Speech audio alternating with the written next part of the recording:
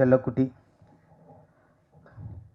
Song நல்லா இருந்துச்சு, trailer நல்லா இருந்துச்சு, கதாநாயகன் நல்லா இருந்தார், கதாநாயகி நல்லா ஹோம்லியாக அழகாக இருந்தாங்க. படம் நிறைய படங்கள் இப்போ வர்ற படங்கள் பார்க்குறோம். இதில் இந்த படம் மேக்கிங் தெளிவாக இருந்துச்சு. சாங்ஸ் ஒரு பாடலும் சரி, பாடலை காட்சி அமைத்ததும் சரி, நல்லா ரசிக்கிற மாதிரி இருந்தது. ரொம்ப நாள் ஆச்சு இந்த மாதிரி காதல் படம் பார்த்து. இப்போ 96 படம் வந்துச்சு. அந்த காலகட்டத்தில் உள்ள காதல் வந்து எப்போவுமே ரசிக்கிற மாதிரி இருக்கும். அந்த டைப்பில் தான் அந்த செல்லக்குட்டி கொஞ்சம் முன்னாடி ஒரு 10-15 வருஷத்துக்கு முன்னாடி எடுத்த அந்த ஒரு மேக்கிங் ஸ்பீடாக பண்ணுறதுங்கிறதுலாம் அது ஒரு மேக்கிங் இல்லை. அது மக்கள் ரசிக்கிற மாதிரி பண்ணணும். நம்ம என்ன டேரக்டர் என்ன சொல்ல வரோனோ அதை மக்கள் அப்படியே உணரணும். நம்ம ஃபீல் பண்ணுறத மக்களும் ஃபீல் பண்ணணும். அதை எடுத்து கொடுக்குறது தான் ஒரு இயக்குனரோட சரியான அதான் டைரக்ஷனுக்காக தான். ஒரு சோகா காட்சி எடுத்தோம்னா ஆடியன்ஸை கண் கலங்க வைக்கணும். சீன் அழுதுக்கு இருப்பான், நம்மள அப்படியே படம் முடிப்பாங்கிட்டு இருப்பான். ஏன்னா அது காட்சி ஆக்குற விதம். இதில் அந்த இது இருந்துச்சு. நம்ம அந்த ஒரு இயக்குனர் சகாயநாதன் ஒரு இயக்குனருக்கான வேலையை கரெக்டாக அதில் பண்ணியிருக்காரு. பாடல் என்ன சொன்னாங்க, அந்த அவள் பறந்து போனாலே என்னை மறந்து போனாலே, அந்த பாட்டு பார்க்கும்போது அங்கே போகுது அப்படியே. ஆக்சுவலி இந்த மாதிரி வேணும்னு டைரக்டர் கேட்டு மிஸ்டர் போட்டுக்கலாம். இருந்தாலும் அந்த ஒரு ஃபீல் இருந்துச்சு. இந்த பாடலுக்கு இசையமைத்த முரளிதரன், கணேசன் இந்த கணேசன் போட்டார். ஓகே, ஆமாம், ஓகே. கணேசன் அவர்களுக்கு வாங்க மேடம், நீங்கள் விழாநாயகன் நீங்கள் தான். அப்புறம் நாங்களும் உட்காந்துட்டு நீங்கள் தான் இங்கே உட்காரணும். வாங்க கணேசராம், கணேசன் கொஞ்சம் கை தட்டிடுவோம். நீங்கள் என்ன மேடைக்கெலாம் வரணும். ஓகே, அது இசை பாடல் இசை ஒருத்தர் இருந்தால் கூட அந்த படத்துக்கு பின்னணி இசை அமைக்கிறதுக்கு உண்மையிலே அதை ஒத்துக்கிட்டு வந்துடு. நம்ம என்ன சிற்பி அவர்களுக்கு விடுங்கம்மா, அப்புறம் அங்கே அவர் தான் செட்டு அப்புறம் விடுங்க. அப்புறம் சிற்பி சாருக்கு வாழ்த்துக்கள். செல்லக்குட்டி ஏற்கனவே செல்லமேன்னு ஒரு படம், அதுதான் விஷாலுக்கு ஃபஸ்ட்டு ஆரம்பமாக இருந்துச்சு, வெற்றி படம் அமைஞ்சு. அது மாதிரி இந்த செல்லக்குட்டியும் அந்த ஹீரோவுக்கும் சரி, கதாநாயகிக்கும், டைரக்டருக்கு எல்லாருக்குமே ஒரு வெற்றி படமாக அமையணும். இங்கே வந்து எல்லாருமே கொஞ்சம் இறுக்கத்தை உண்டாக்கிட்டாங்க. சிறிய படங்கள் அப்படின்னு பயமுறுத்துகிறாங்க. படம் நல்லா தான் கண்டிப்பாக ஓடும்.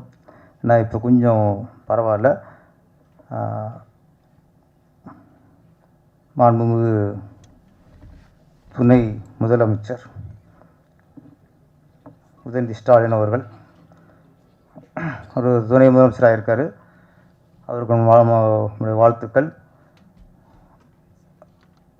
ஒரு கலைஞர் குடும்பத்திலிருந்து வந்தால் கூட நம்ம திரைத்துறையிலிருந்து அவர் நடிகராக அவர் பயணித்து இன்றைக்கி நம்மளுக்கு வந்து அவர் நடிகராக தான் நமக்கு அறிமுகம். நம்ம துறையில் தான் அவருடைய வாழ்க்கை பயணித்தது.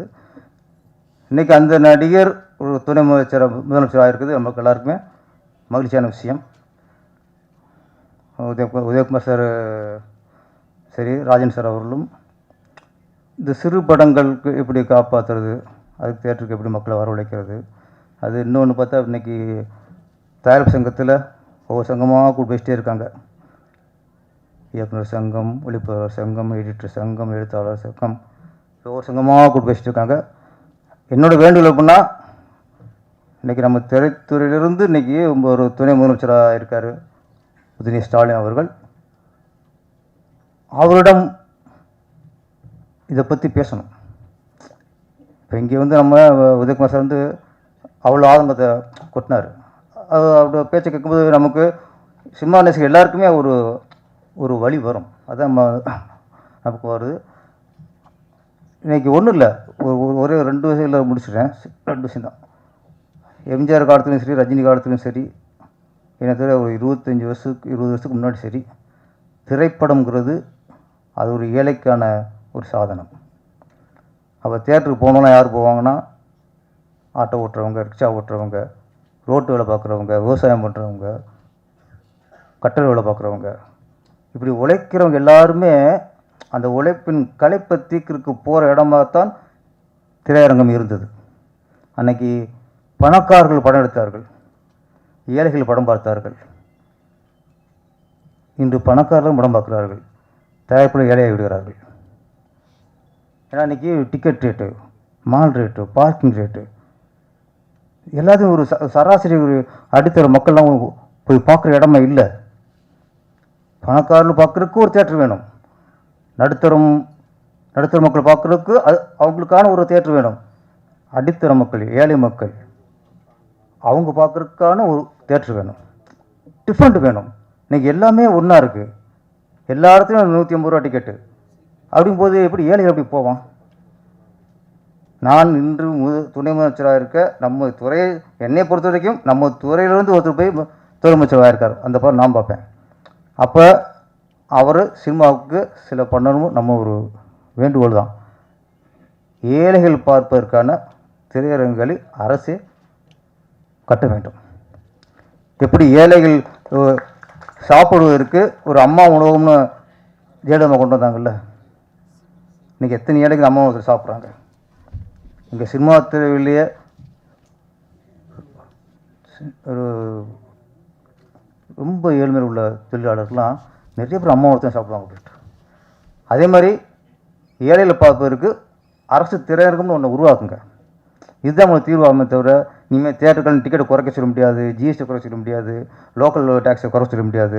அதெல்லாம் ஏறுனா தான், அதெல்லாம் நீ இறக்குறதுக்கே வழியெல்லாம் போயிடும். திரையரங்கம் எம்ஜிஆர் காலத்தில் எப்படி இருந்துச்சோ, ரஜினிகாந்த் கமல்ஹாசன் கொடிக்கட்டிக்கு பிறந்த அந்த காலத்தில் எப்படி இருந்துச்சோ, அதே மாதிரி ஏழைகளுக்கான இடமாக தியேட்டர் இருக்க வேண்டும். அதற்கு அரசு வழிவகுக்க வேண்டும். நன்றி, வணக்கம்.